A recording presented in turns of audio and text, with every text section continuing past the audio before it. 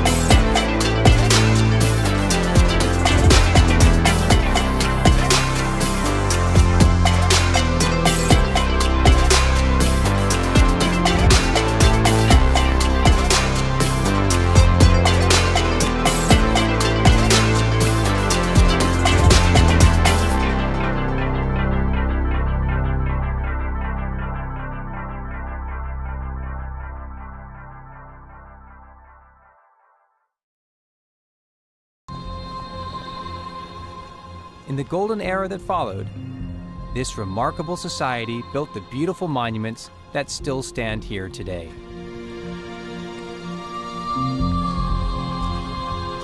I'm walking through the Propylaea, the monumental entry hall that leads you forward into the Acropolis. And it's designed to be theatrical and leave you with a sense of expectation of something greater that lies ahead, that brings you forward to this exact spot that gives you the most perfect view of one of the most famous buildings in the world.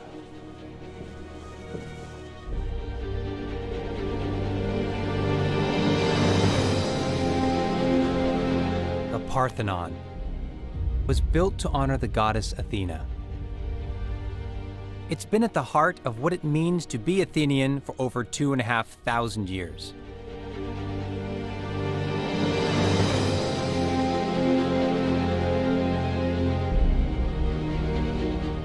Its orderly columns and perfect symmetry became the classical blueprint for architecture that shapes the world to this day.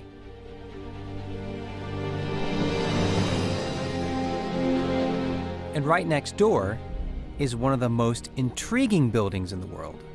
It might be small, but it's by no means insignificant. And we're going to find out why it's one of the most important buildings of ancient Athens. The Parthenon is famous for its symmetry, but across the way, the Erechtheion, its contemporary, looks totally different.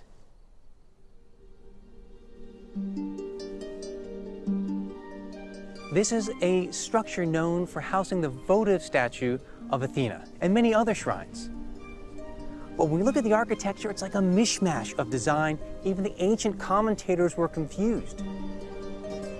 Now, if we look at the individual architectural components, they are beautiful and as refined as the Parthenon. But overall, for its design, it just doesn't make any sense. Why did they build it in this way?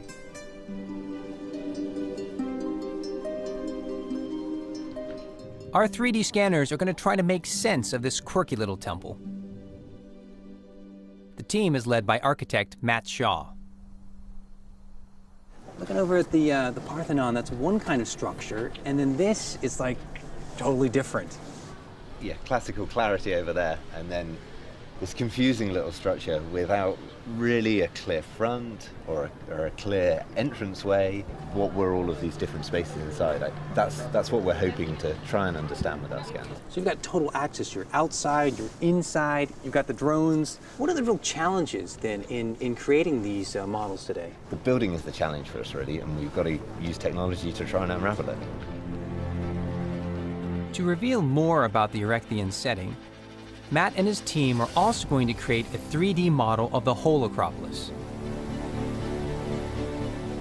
Using thousands of aerial photographs in a digital process called photogrammetry, they'll be trying to reveal why the Athenians designed the Erechtheion in this way.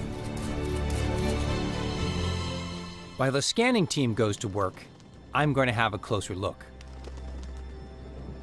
The Erechtheion gets its name from Erechtheus, a mythical king of Athens. He is said to have been killed here by a thunderbolt thrown by Zeus, the king of the gods.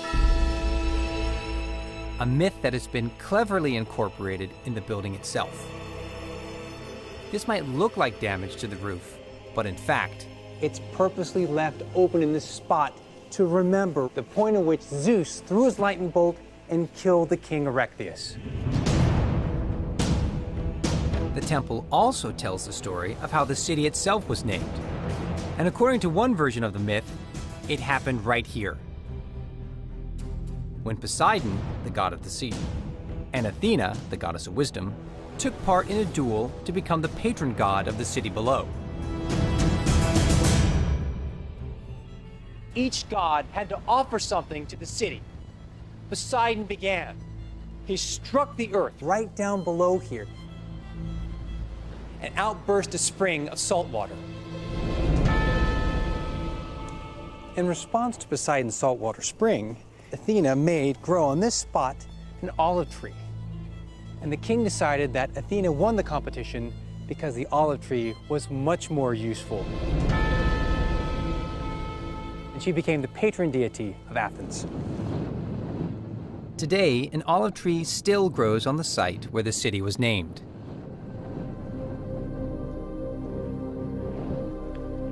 But the myths don't end there. Jutting out from another side of the Erechtheion is a strange porch, which our scan team has been given special access to investigate. It is held up by columns in the form of maidens. Known as the Caryatids, they are guardians of yet more sacred royal ground. And what they're doing is standing as an offering to mourn the loss of the mythical king Cecrops, who's located in his grave down below.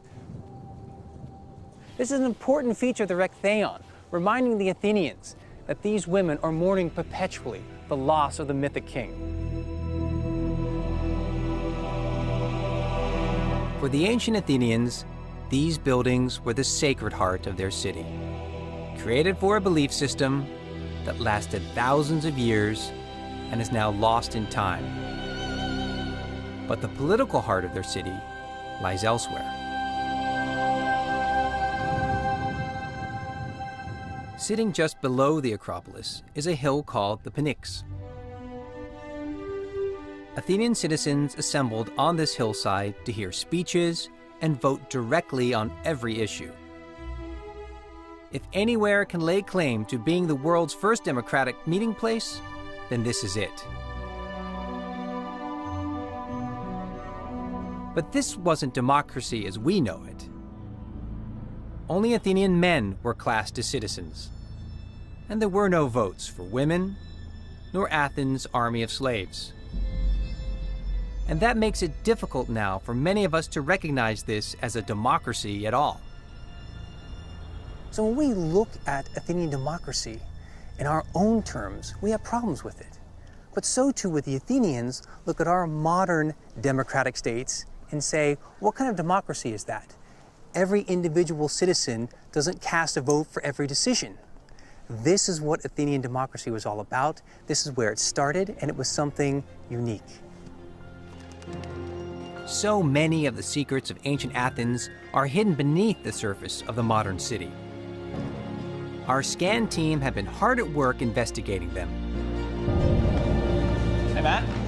Hello, how are you? All right, I'm looking forward to seeing what you've come up with here. How you doing, man? And now, they're ready to show me the first images of the Acropolis. I mean, thousands of individual images and then a good chunk of computing power, and we get this quite amazing 3D model. And obviously dominated by this perfect piece of classical Greek architecture. Yeah. But obviously we are a little more interested in its strange sibling over here, over on Off to the side there. Off to the side. It seems like it's about to tip off the side of the Acropolis there, just pushed off to the side. Look at that. Let's take this model apart a little bit. We're going to take the Erechtheion away. The first thing to say about this site is that it's not level. We've got change in elevation of about 3.5 meters as we go from the south to the north side of the temple. Traditionally, if you're building a building, you'd start leveling up that site, right? Yeah. But we can't do that here because this is sacred ground, right? So you're stuck with that. You're left to deal with that. Yeah. So the first one of them is this strange hole. For them, it was God reaching out and touching this particular monument or space, and that became instantly sacred. Like this, you really see the connection. It becomes very obvious. You can see this hole in the ceiling that is directly above. Oh, yeah. But wow, I mean, like that, no one's ever seen, which is incredible. And this isn't the only moment of very intentional precision that's going on the porch here as well. I mean, if we just look at one of these columns there. Wow, look at that. That level of perfection carries on to these details which humans can never see, because this building isn't just designed for humans to see, right? This is for the gods. Yeah. But there's something stopping them extending the building. If I just click here, we get Athena's olive tree. Oh, yes. This is another constraint for the building program here, right? You can't cut down Athena's olive tree. I mean, we do this nowadays, right? We have tree preservation orders, right? I mean, you are not cutting that tree down to build your temple. And then there's a third real constraint on the site, another mythical moment, the burial mound of Kepkrops, right? With the caryatids, yeah. By having that space sort of bump out, you're cluing in, the pilgrim that's coming here, that this is yet another sacred space. We've got the burial mound of Kepkrops, we've got a hole for a thunderbolt. It's a hell of a brief, right? A spot of ground touched by the gods. An olive tree created by Athena. And the tomb of Athens' founding king. Thousands of years ago, parents would bring their kids here. They'd be able to tell those stories as they went around this space, and if they were privileged enough to go inside and to see those very shrines with their own eyes. And it's like a storybook that just unfolds as you make your way around it. The Erechtheion, it's kind of a mess. I mean, it's these disparate parts, it doesn't line up, but you've shown with the scans, it can't be symmetrical. It can't be as obvious as the Parthenon across the way. This is a much more complex structure, and you've teased out so many of those details.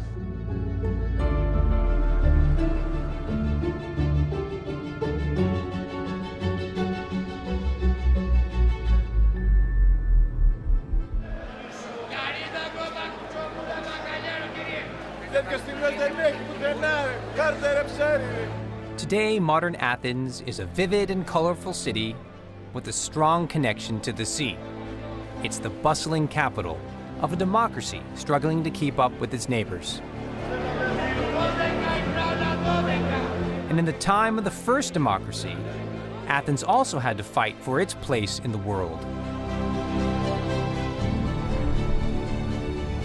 In 490 BC, Athens was a Greek city-state surrounded by rivals: Aegina, Corinth, and the militaristic Sparta. The greatest threat of all lay to the east, where the Persian Empire was growing in power and ambition. But Athens had one great advantage over many of its rivals. The entire peninsula of Attica was under its control, and 50 miles to the south of the city lay extensive seams of precious silver, buried deep in the hillsides of an area called Laurion. In the 5th century BC, this was an industrial landscape given over to silver mining. A lucrative business run for the benefit of Athens and its citizens, but carried out by the city's army of slaves. To find out more about this dark underbelly of Athens, I'm going to go inside one of the ancient mines. Mind your head. My guide is archaeologist Professor Andreas Kapitanios. Whoa, it's really low. This is, it's not a very big entrance just getting inside here. That's the beginning. We have to go through that gallery over there, you see. Looks pretty tight. It is. It's narrow and low. Oh yeah. It's not built for my size. It looks like a giant going through a little pipe. Hey, Darius, have you noticed these deep tool marks? The tool marks all around. Yeah. You see, this is a kind of a step. Looking pretty gnarly right here. So we have to crawl from here. Okay. This is doing limbo on your stomach. Yeah. If I get stuck, you're gonna help me, right? All right. You're not gonna leave me behind, right? This is a place where you'd really want to be an expert. I have no idea where I'm going. I need to stick with Andreas. So we move that way. Okay. Are you coming? Yeah, I'm on my way. The rare access I've been granted to these tunnels really brings home to me the plight of the people who hacked them out by hand 2,500 years ago. This was labor done by tens of thousands of slaves.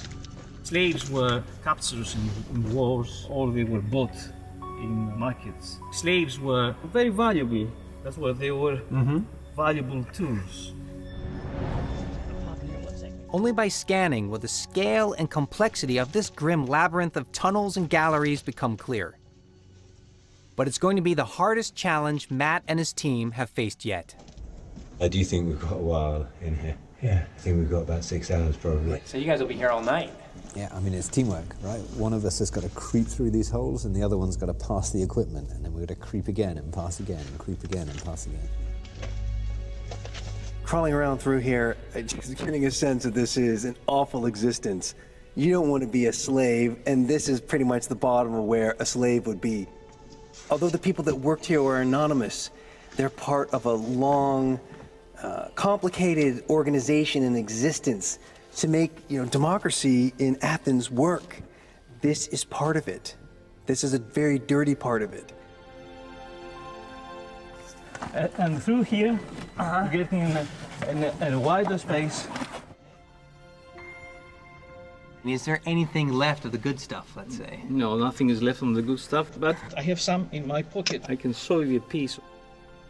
But you need 4 tons of this to produce 2 kilos of silver. 2 kilos, like 5 pounds. These are the Silicon Valleys of classical Athens.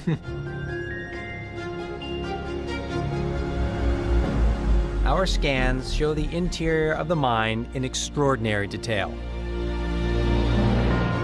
and reveal the labyrinth of tunnels to be hundreds of yards long. Cut by hand as miners and slaves followed a thin seam of silver ore into the hillside.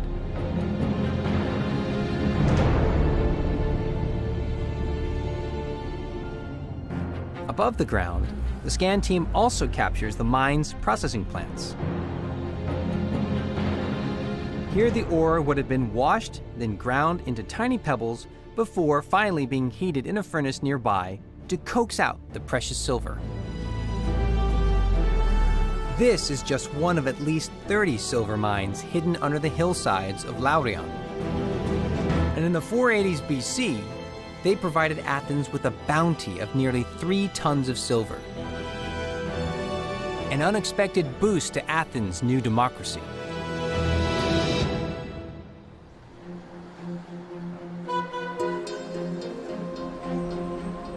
I've come to Athens' harbor district, called Piraeus, on the trail of that silver windfall. It created a huge debate here among the citizens. In 483 BC, a heroic general and leading politician called Themistocles put forward a case that the money should be spent on a fleet of warships. But others wanted to divide up the windfall and give all the citizens an equal share in hard cash. And it was settled with a vote. The people made the extraordinary decision to back Themistocles. Instead of spending the windfall, they decided to invest the silver and build a fleet. Over 100 new warships like this were commissioned, known as triremes because of their 3 rows of oars. At 40 yards long, they were light and fast, and fitted with bronze battering rams, they were formidable weapons of war. And here on the waterfront, we can peel back the layers of history to show the importance of the Athenian fleet for several centuries. The scan team is already investigating. How's it going? So how are the challenges here in this particular location? We have a tricky one, okay? So we know something is hiding away in the basement of this structure over here. And then we know those structures actually start in the basement, but they came some way out underneath. Right, even underneath us. Exactly, and out into the water. Now, this scanning in the water is a wee bit tricky. Yeah. So we're taking to the air for this one. Okay. While the scan team gets to work, I'm going to access a remarkable site with marine archaeologist Dr. Bjorn Levine. We are now walking into the very space of the ship sheds. It's right underneath this modern apartment block. Oh, wow, yeah. And from outside, I got no sense of it, but here it is. I mean, this is an incredible archaeological site. Totally hidden away. Yeah, welcome to one of the secret sites of Greece. Totally invisible. Everyone's going by. You don't know what's underneath here in this basement. Dry dock ship sheds, like this one, seem like a simple enough idea, but they were vital to the success of Athens' naval fleet. If you stand on this column base, Okay. Yeah. I'll walk through this here, Okay. all the way over to the other colonnade. So between the two of us, we have one ship shed. My so God. in this space, Yeah. there would have been a trireme. And you'd be able to slip in a warship right here between us. Yeah, if you join me over here, Yeah. next to the ramp, there's a working space where the people pulled the warships in and out of the ship sheds. You're doing that labor. You're actively, I mean, hundreds of guys, I imagine, are Yeah, I pulling mean, this. we know from a source from the 5th century BC that it took 140 men to pull a trireme out of the sea. And then you multiply that by the number of sheds, by the number of ships, it starts to become an enormous neighborhood, right? It is a major operation. I mean, the ship sheds are all important because it maintains and preserves the warships and makes sure that it is operational when it's sent out on missions. The drier and the more well-maintained your ship is, the faster it is in battle.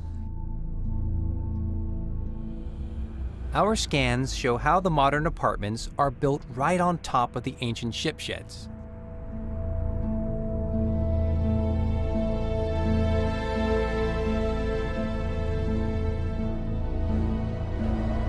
Using data gathered from our drone, we've been able to map remains, now underwater, that reveal how the ship sheds extend into the harbor.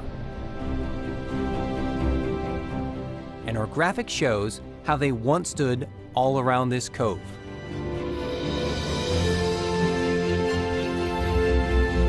In 480 BC, the Athenian navy was 200 ships strong, just as Athens was about to face a mortal threat from the most powerful empire in the ancient world.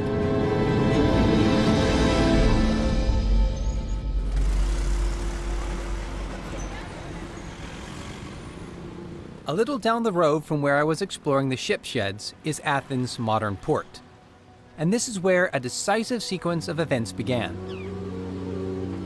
A massive army of at least 200,000 Persians was on its way to invade Athens and crush its democracy. With the entire population at risk, Athenians had to decide whether to stay and fight in the city or to retreat by sea. Themistocles realized it would have been disastrous to wage a land battle against a much more massive Persian army. So the extraordinary decision was made to evacuate the city of Athens and all the lands of Attica.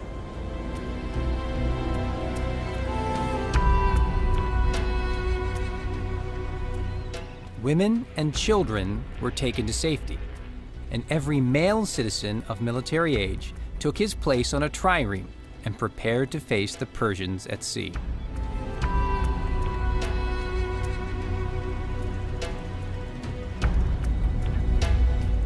The Athenians withdrew their fleet just a short distance across the water from the city, into a secluded bay where they could plan their next move.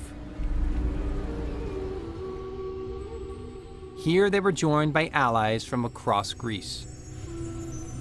And in late September 480 BC, they prepared to make a last stand.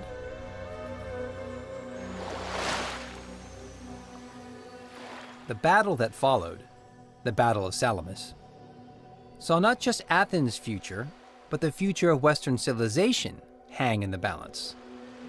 Because if Athens fell and democracy was extinguished, it may never have caught flame again. Until recently, barely any remains dating from this moment were thought to have survived. But in 2017, Professor Yannis Lolos discovered evidence that helps explain what this little bay might have been like at the time. On the eve of the Sea Battle of Salamis, the United Greek fleet, with over 300 triple-decker warships, was stationed in this bay. So we have documented the existence of a harbor. It's a fortified harbor, including a long wall with a round tower at its end. Can you help me reconstruct what it would have been like? The Athenians could see from the heights surrounding this bay their city in flames, including the Acropolis. That night was the 0 hour of Greek history. Using the new research, our scan team has managed to fix the coordinates of the archaeological remains here at Salamis. Our graphic model of the harbor wall and its defensive tower shows how it extended 160 yards into the bay. This is where over 300 Greek trireme warships gathered to take on a Persian force 3 times that size. One source says that Themistocles lured the Persians into the narrow straits beyond the bay, where superior numbers counted for nothing. The Greek triremes pounced and rammed into the Persians, smashing their fleet apart. The Greeks lost 40 ships that day, but the Persians lost 300. It was a stunning victory for Athens, one that allowed the world's first democracy to survive.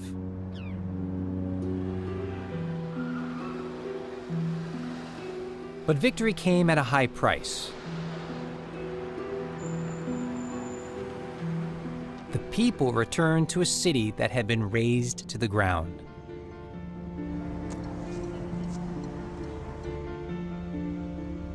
For over 30 years, the Athenians lived amongst the ruins. They didn't rebuild the city for all that time because they wanted that destruction to serve as a reminder of what had happened to them. Actually, they did build one thing, and I'm looking for it right now. It's right around the corner. This is the road.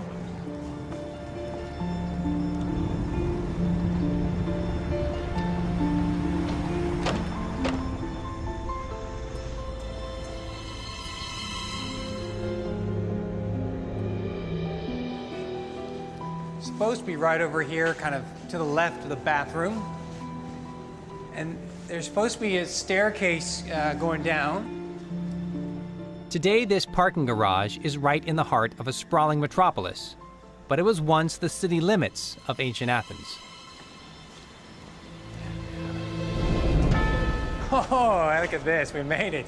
Yeah, I mean, it's not every day you walk in an underground parking lot and find something like this. This is a circuit of wall that's over 2,500 years old. It's been constructed thanks to Themistocles, and it's about 80 feet long or so, and it's still in place. And you can count, about 5 courses here of stone. Think about the effort, the manpower that's employed to construct this.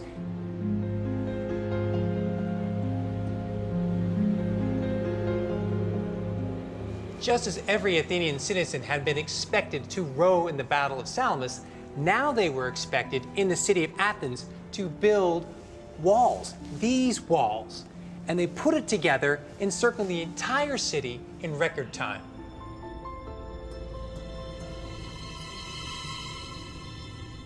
Our scans reveal that these walls, concealed inside the parking garage, were just the beginning of a series of building projects that would transform Athens and allow its citizens and their way of life a chance to thrive.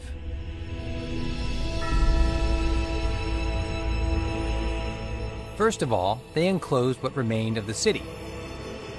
Then 6 miles away, they fortified the vital port of Piraeus. And then, most impressively of all, they linked the two with a fortified corridor that ran all the way from the port to the center of Athens. A system of long walls, 500 feet apart and said to be 11 feet high.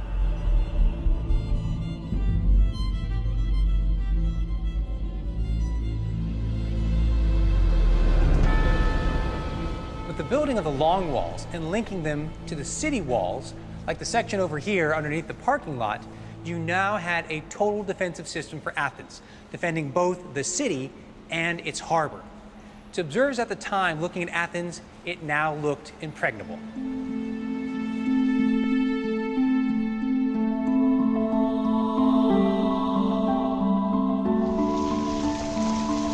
The Athenians decided they didn't want to live in their rubble anymore. It was time to rebuild, finally.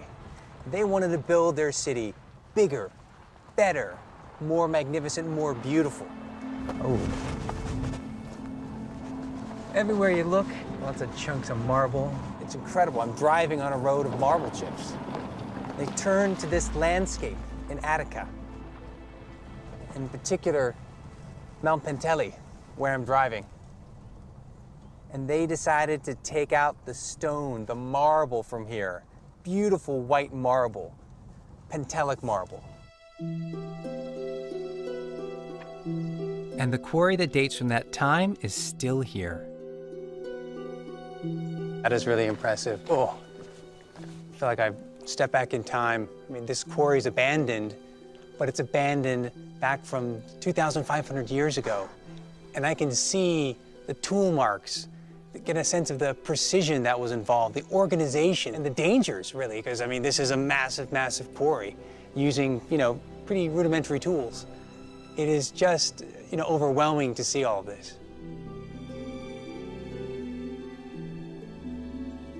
The rebuilding program that drew on the marble from here would give Athens a new identity. An identity fit for a city that was on the cusp of a new golden age in architecture, engineering, philosophy, politics, and culture. A golden age that would make Athens the most influential city in the world. Our 3D model shows how the gleaming marble from Mount Penteli was used to create brand new monuments on the Acropolis. First came the Parthenon, started in 447 BC. Then the Propylaea, and a temple to Nike. And finally, the Erechtheion. All completed in one remarkable 40-year burst of creativity and confidence towards the end of the 5th century BC.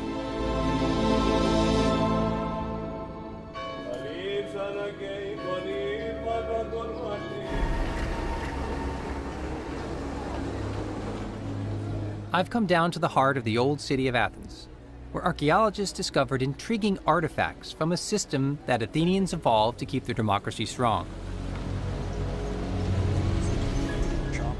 Dr. John Camp was one of the experts involved in the excavations that brought them to light. We're standing in what we think is the world's first public art museum. Just behind it, we found lots of ostraca. An ostracon is just a broken piece of pottery. These particular ones, these are replicas, of course. Pieces like this were used in the ultimate in accountability for politicians. Once a year, all the Athenians could get together. They voted, is anybody aiming to overthrow the democracy? And they brought with them their ostracon, scratched on it the name of the person they thought represented a threat to the state. And the man with the most votes lost, and he was exiled for 10 years. And then today, you know, in contemporary world, we use the word ostracism. Yep. That's from this. Yep. This is designed to counteract tyranny once the concept of democracy has been invented. Yeah, so the phenomenal thing then, when we look at this and considering like modern politics, it doesn't exactly work that way. Maybe it's not a bad idea. Accountability would be good. With a system of checks and balances designed to keep power in the hands of the citizens, democratic Athens thrived.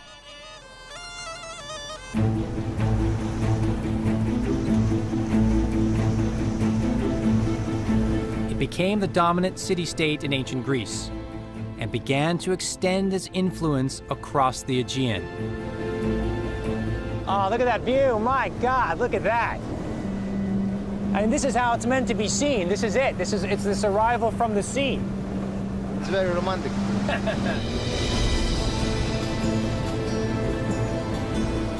Cape Sunian is about 50 miles from Athens. For sailors returning to the Athenian territory after trade or military expeditions in the Aegean or throughout the Mediterranean, the first glimpse of that rocky cape meant the voyage was over and they were almost home.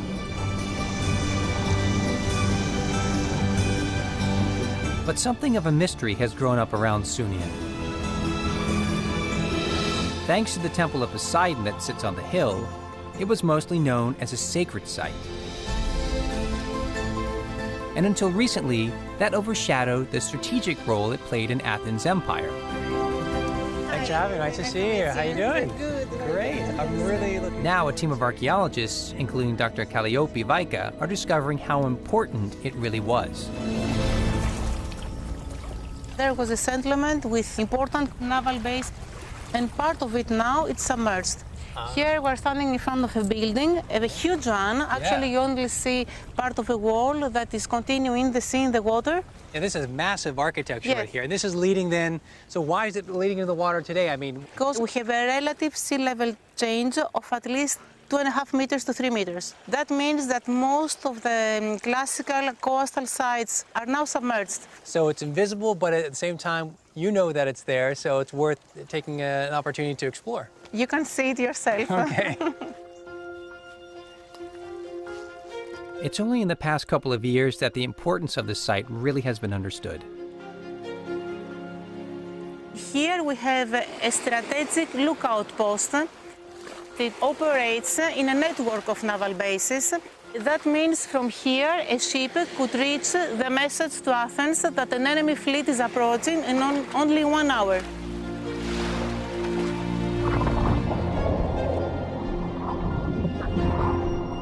The water is clear, but I'm having trouble finding the remains of the settlement. Yes, the vertical lines, the small structures from this way.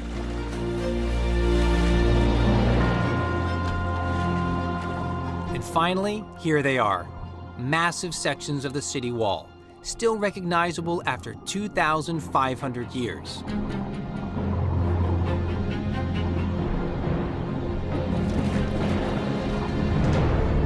And just beside them is one of the berths of the ancient naval base, cut into sheer rock. And right by the shore are these fine marble blocks from what must have been impressive structures in this fortified outpost of Athens.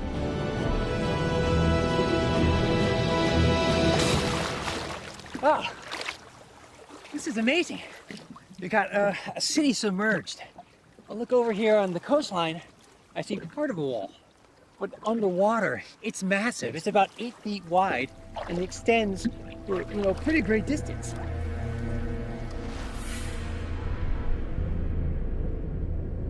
Fortified naval bases like Sunion helped Athens extend its empire through the Greek islands and into Asia Minor.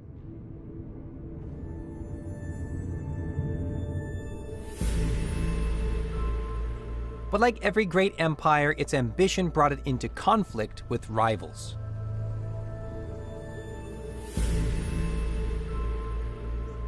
None more so than Sparta. From the top of the cliff at Sunion, you can look out towards the territory of Athens' arch-rival.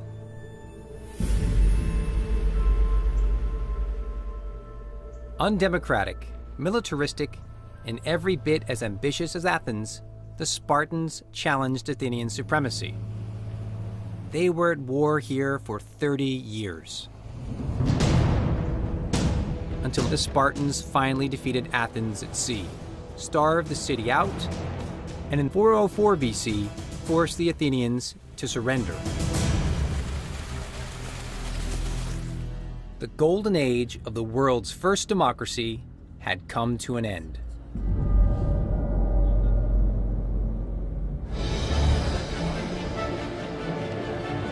Athenian democracy burned brightest for around just 100 years. But the ideals and achievements from this golden age would never be forgotten. And that was partly thanks to the Romans, who arrived here in the 2nd century BC. They razed most of the city to the ground, but they spared the city's temples and architectural treasures. And over the next 2 centuries, Athens became for them a kind of finishing school and cultural theme park.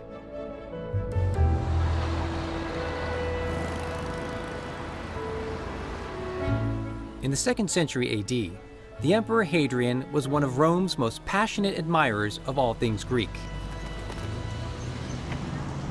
Behind me is Hadrian's Gate, and on the opposite side it says that Athens is the city of Theseus, the mythical king. But on this side it reads that Athens is not the city of Theseus, it's the city of Hadrian.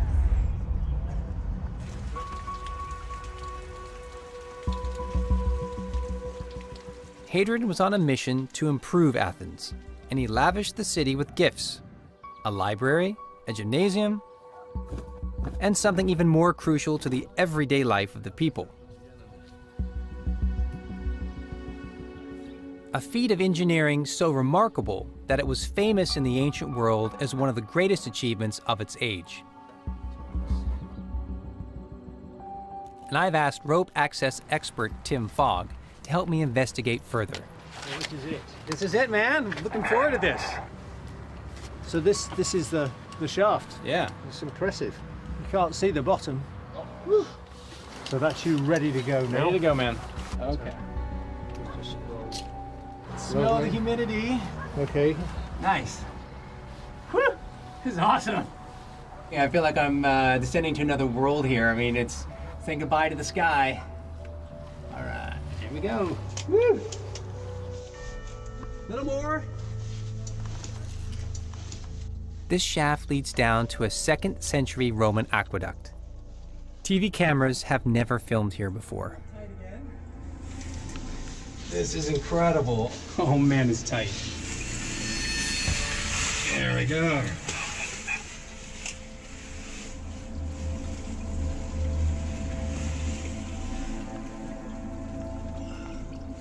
This space is tight. I can't believe it. After a shaft like that, I've imagined something a little bit larger.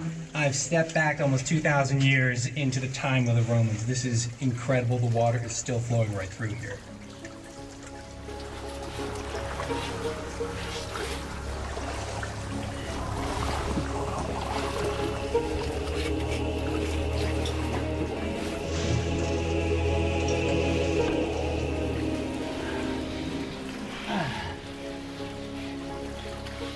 These channels are supposed to be the width of a man, but I can't hit this in the width. I'm too wide. and it's definitely not my height.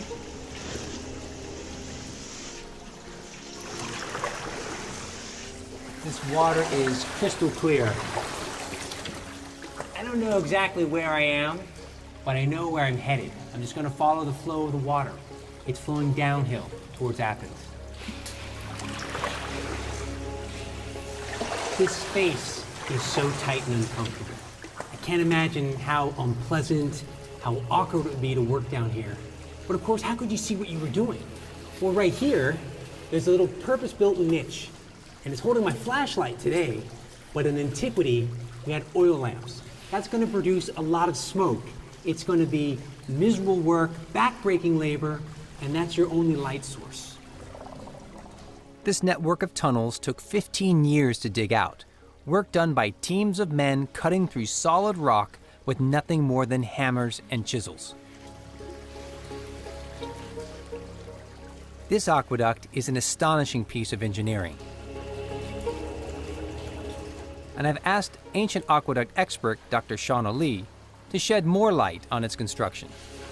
What does it take to actually construct an aqueduct? What's the engineering that's involved? The engineers would have to survey on the surface, and then they would dig these shafts about 35 meters apart. So they would dig all of the shafts along the route. They would dig towards each other, and the idea is that they're supposed to meet.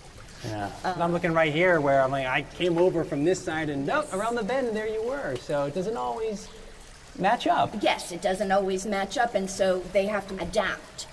And bringing this water in, what would have done to the life of the people in Athens? You think of Roman bath culture. There were 2 Roman baths in Athens before this aqueduct was built. And after the aqueduct, they had 35. So life-changing for the average Athenian, for everybody. Absolutely, absolutely. Hadrian really made a difference in Athens.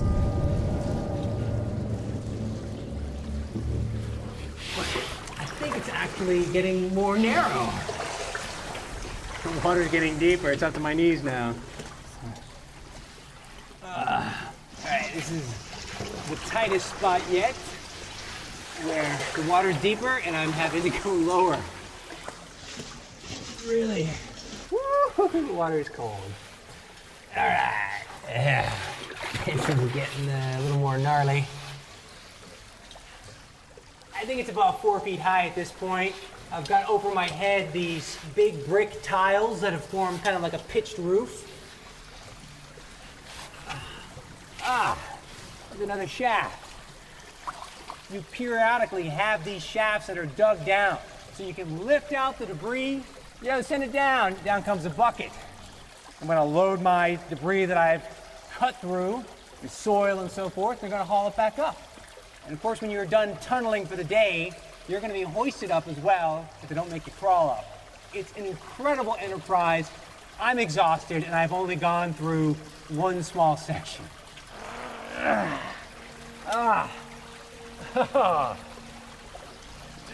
Feels good to be able to stand up.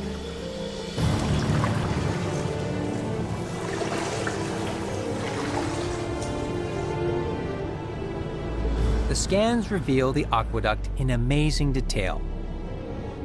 This is one whole section, and we can see at both ends those remarkable curves, where the workmen almost missed each other. The length of the section we scanned was 90 yards long, and the water level drops just over a foot across that distance. A gradient so precise that this aqueduct was used until the middle of the 20th century. But this was just one of 4 major aqueducts, dating from as far back as the 6th century BC, that stretched for over 50 miles, bringing vital, life-giving water to the city of Athens.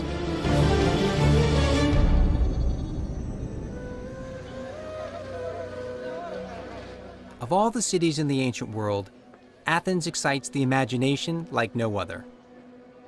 Democracy is the gift this city gave to the world 2,500 years ago, and it matters as much today as it ever did. Another beautiful green space for you. Great to be here. Now, I'm going to explore the Acropolis in a new way. Let's go. Can't wait to see this. So, welcome to the Acropolis. Nice. Matt's team has stitched together thousands of high-definition images. Oh man, that is intense. To make a model of the Acropolis that I can experience in extraordinary detail.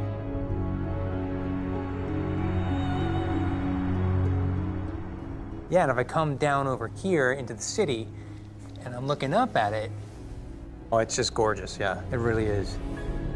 Closer up, it's just really something special. So here we are, the perfect doll's house model of the Erechtheion, right? This is amazing. Now I can really go on through.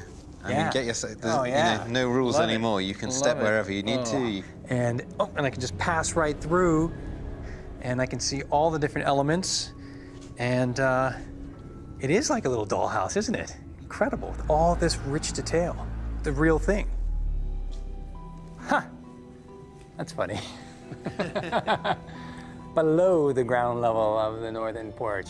Yeah, right. So you're sneaky. I'm stuck. We're trapped. I can't get out. I mean, but the world is at the right scale. This is cool. 1-to-1. We can look up, and there's our opening in the coffered ceiling.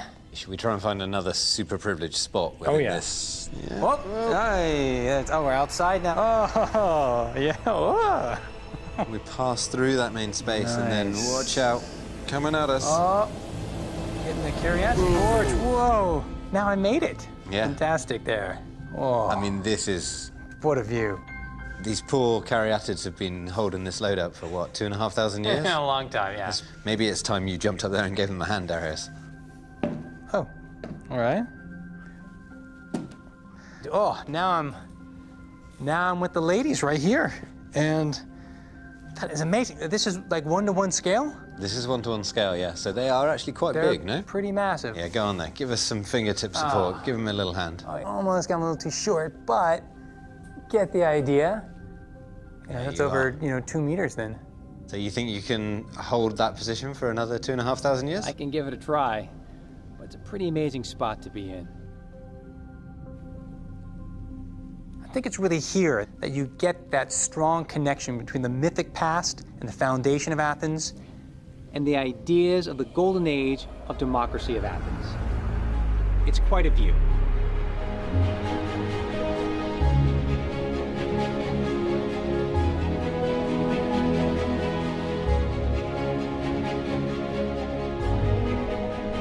The Athenians forged a new world. They turned silver from their own mines into a fleet of warships to protect their city and its democracy. They surrounded their city and their harbor with extraordinary walls. And they created a unique identity for Athens using marble carved from their own quarries. This bold democracy left a legacy that has never been forgotten. It's so easy when you come to Athens to be overwhelmed by all the ancient monuments on the Acropolis, like the Erechtheion and the Parthenon. But it's become clear to me that it's in the hidden and invisible places, like the aqueducts and the mines, that is where Athens itself was forged. That's where its dreams and ideas became real. Those same ideas and dreams that are fundamental to our lives today.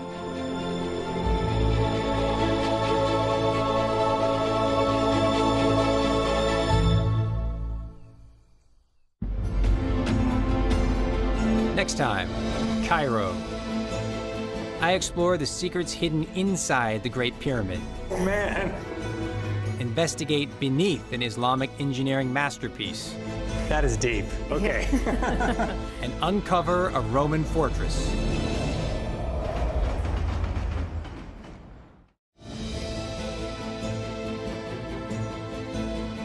Ancient Invisible Cities is available on DVD. To order, visit Shop PBS or call 1-800-PLAY-PBS. This program is also available on Amazon Prime Video.